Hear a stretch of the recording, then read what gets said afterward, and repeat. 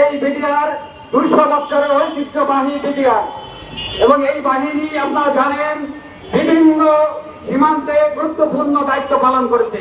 আপনারা জানেন পাজোয়ার যুদ্ধ, বইবাড়ি যুদ্ধ এবং নাফ নদীর যুদ্ধে এই বিডিআর তার গৌরবময় অর্জন করেছে এবং সেই বিডিআরের ষড়যন্ত্র করে যারা বিডিআর এবং আর্মি বাহিনীকে নিষ্ক্রিয় এবং এই বাহিনীকে ধ্বংস করার উদ্দেশ্যে এই পরিকল্পিত হত্যাকাণ্ড ঘটিয়েছে, তাদের এই ষড়যন্ত্রে আমাদের শিকার হয়ে আজকে আমরা চাপিত হয়েছি।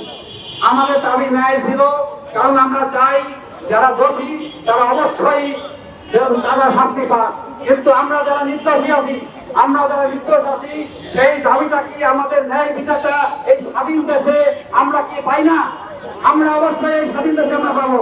তারপর আমরা এই দাবি নিয়ে আমরা যখন গতকালকে সচিবালয়ের সামনে আসছিলাম এবং এই দাবি স্বরাষ্ট্রমন্ত্রী পর্যায়ে আমরা তুলে ধরার উদ্দেশ্যে আসছিলাম, তখন আমাদের উপরে পুলিশ বাহিনী নির্মম ভাবে রক্তাক্ত করে, আমাদের মুক্তিযোদ্ধা ছিল কয়েকজন, তাদেরকে রক্তাক্ত করে, আমাদের ফ্যামিলি যারা সামনে আছে এদেরকে আহত করে।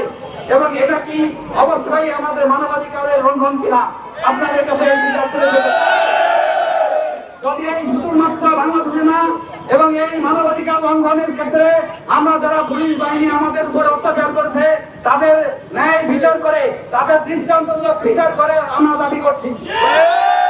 আজকে এখানে সমবেত হওয়ার একটাই উদ্দেশ্য, আমরা বিগত একই সরকার চলে যাওয়ার পরে থেকে আমাদের দাবি আদায়ের জন্য যতগুলো প্রোগ্রাম আমরা করেছি, কোন প্রোগ্রামে আমাদের উপরে কোনো হামলা বা অত্যাচার হয় নাই। সেই আশা নিয়ে আমরা গতকাল আমাদের দাবি আদায়ের লক্ষ্যে সচিবালয়ে ভ্রমণ করি।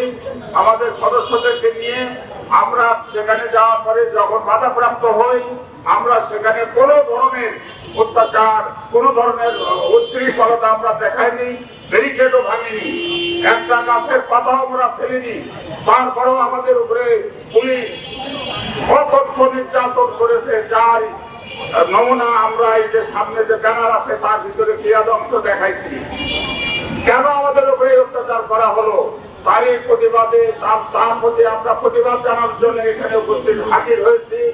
আমরা এর প্রতিবাদ জানাচ্ছি এবং এই যে নিরীহ শান্তিপূর্ণ প্রতিবাদ, শান্তিপূর্ণ মিছিলের উপরে, আন্দোলনের উপরে কেন আমাদের অত্যাচার করা হলো, সকল ধরনের গোলাগুলি বর্ষণ করা হলো, কাউন্সিল নেই, তারপরে কাঁদনে গ্যাস, সাররাগুলি এবং লাঠিচার্জ, তারপরে জল কামান, কি কারণে আমাদের কি অপরাধ ছিল সেটা আমরা জানতে চাই।